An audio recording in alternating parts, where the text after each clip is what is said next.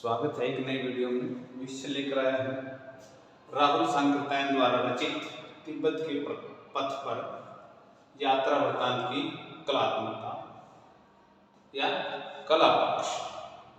प्रिय विद्यार्थी, बहुत बार सार के अलावा अलग से भी है, क्योंकि ये विधा अलग है, तो इस लिहाज से यात्रा वृत्तांत की कलात्मकता या तत्व, इसको हम कलात्मकता के साथ तत्व भी लिख सकते हैं। तत्व यात्रा वृत्तांत के तत्व, जिस प्रकार कहानी के, उपन्यास के, नाटक के, आत्मकथा के, हर एक विधा के जो तत्व होते हैं, कविता के भी तत्व होते हैं, तो ऐसे ही यात्रा वृत्तांत के भी तत्व होते हैं या कलात्मकता कही। तो यात्रा वृत्तांत के तत्व या कलात्मकता ये विषय कहा जाएगा। यात्रा वृत्तांत आधुनिक काल की एक नवीन विधा है और इसमें कहानी, उपन्यास, नाटक या निबंध से अलग प्रकार के तत्व होते हैं जो इसको हिंदी की अन्य विधाओं से अलग बनाते हैं या अलग ये विधा हमें दिखाई पड़ती है। आइए जानते हैं तिब्बत के पथ पर यात्रा वृत्तांत के तत्व या कलात्मकता। आइए, सबसे पहले प्रत्यक्ष अनुभव। यात्रा वृत्तांत किसी क्षेत्र विशेष की, प्रदेश विशेष की या किसी देश विशेष की यात्रा होती है और उसमें उस यात्रा के जो है प्रत्यक्ष अनुभव होते हैं, क्योंकि यात्रा वृत्तांत में सुनी सुनाई बातें या पुस्तकों का ज्ञान नहीं होता या विभिन्न विशेषज्ञों की राय नहीं होती। यहाँ यात्रा के प्रत्यक्ष अनुभव होते हैं। यात्रा वृत्तांत में यात्रा के ही प्रत्यक्ष अनुभव होते हैं जो स्वयं ही उसने देखे होते हैं। यात्रा वृत्तांत लेखक के स्व अनुभव, जिनको हम कहेंगे, इनको प्रत्यक्ष अनुभव या स्व अनुभव, ये पॉइंट बनेगा। जैसे यात्रा वृत्तांत तिब्बत के पथ पर जो है लेखक वर्णन करता है राहुल सांकृत्यायन कि 6 घंटे बाद हम चरवाहों के डेरे में पहुंचे। चरवाहों के डेरे में पहुंच गए, एक प्रत्यक्ष अनुभव। मोटी जंजीर से बंधे कुत्ते ने कान फाड़ना शुरू किया और गृह पत्नी ने कुत्ते को दबाया, मतलब शांत किया, और फिर हम डेरे में के भीतर घुसने पाए। चटाइयों से छाया हुआ, यानी कि चटाइयों से बना हुआ झोपड़ा था जिसमें खाने पीने का सामान, बिछौने, बर्तन ठीक ठाक से रखे हुए। ये प्रत्यक्ष अनुभव और स्व अनुभव, इनको हम कह सकते हैं। स्व अनुभव या प्रत्यक्ष अनुभव के बिना यात्रा वृत्तांत नहीं लिखा जा सकता। ना इसमें किसी की कही सुनी बताई हुई बातें या किसी विशेषज्ञ की राय, ना किसी पुस्तकों का ज्ञान नहीं होता। यात्रा वृत्तांत में स्व या प्रत्यक्ष अनुभव ही काम आते हैं और उन्हीं अनुभवों को रोचकता से लिखना होता है। अब उसके बाद है अगली बात, विशेषता है व्यक्तिकता। व्यक्तिकता ऐसा गुण है साहित्य के अंदर कि इस तत्व के कारण, व्यक्तिकता के कारण जो है यात्रा वृत्तांत को कई बार निबंध के करीब पहुंचा। अगर यात्रा वृत्तांत लेखक अधिकता से अपनी व्यक्तिकता को, यानी कि स्व को यात्रा वृत्तांत में जब वर्णन करता है, यानी व्यक्तिगत जीवन के बारे में वर्णन करने लग जाता है, तो वो निबंध के करीब पहुंच जाती है यात्रा वृत्तांत विधा। इसीलिए यात्रा वृत्तांत को कई जो है सौंदर्य शास्त्री या जो आचार्य हैं या आलोचक हैं, वो यात्रा वृत्तांत को निबंध की श्रेणी में ले आते हैं। लेकिन व्यक्तिकता की एक सीमा है, सीमित दायरे में व्यक्तिकता को जो यात्रा वृत्तांत में लेकर आना पड़ता है, लेकिन एक सीमा तक है। ये हमने बताया कि एक सीमा तक जो है उसको लेकर आना होता है, क्योंकि लेखक को स्वयं को दूसरों को परिचित करवाना होता है।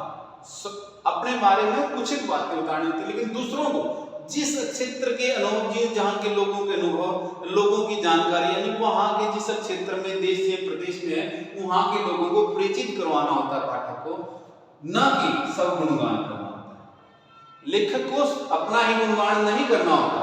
यात्रा में सब दुख सुख त्याग कर, सारे अपने सब के अपने सुख दुख त्याग कर, जो यात्रा में उसके सहयात्री होते हैं उनसे सबसे मिलकर चलना होता है। इसलिए व्यक्तिकता का एक सीमित मात्रा में, बस अपने बारे में सीमित सा बताया जाए और जो है ताकि सामने वालों को जो है उसके ऊपर विश्वास हो जाए, इतना सा बताया जाए, ना कि सब गुणगान किया जाए। यानी सीमित मात्रा में व्यक्तित्ववादिता का या व्यक्तित्व का गुण जो है यात्रा वृत्तांत में आता है, यानी ये दूसरा तत्व है या कलात्मकता में आता है। उसके बाद है रोचकता।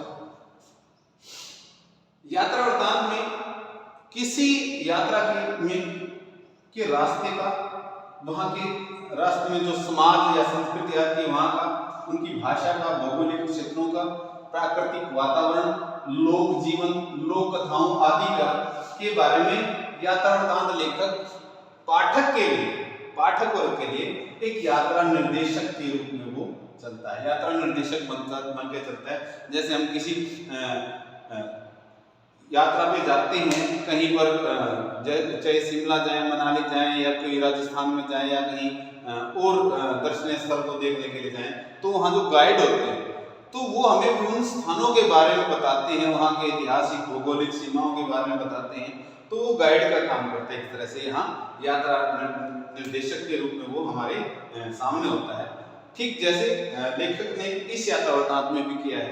जैसे मानी का वर्णन कहते हैं, मानी के बारे में बताते हैं कि वहाँ का एक पवित्र स्थान होता है, इसमें जो पत्थर से लगाए होते हैं, वहाँ उसको हर रोज लोग धोते हैं जो श्रद्धालु होते हैं, और उसको जो है सजाया जाता है विभिन्न प्रकार की कागजों की पत्तियों से, या कपड़े की जो है माला बनाकर विभिन्न रंग के कपड़ों से उसको चारों ओर सजाया जाता है। दूर से पता चल जाता है कि ये मानी है, और उसके बारे में बताता है कि ये जो है लोग परिक्रमा करके यहाँ जो है उनका धार्मिक अनुष्ठान या पूजा करते हैं। इस प्रकार से मानी का वर्णन लेखक जो करता है, और जिसके कारण जो है अगर ये रोचकता लेखक नहीं लेके आएगा, इस रोचकता के बिना यात्रा वृत्तांत को जो है पाठक नहीं पढ़ पाएगा। इसलिए किसी भी यात्रा वृत्तांत लेखक को अपने यात्रा वृत्तांत में अपनी यात्रा को रोचकता से वर्णन पड़ता है, ताकि पाठक उसको रुचि लेकर पढ़े।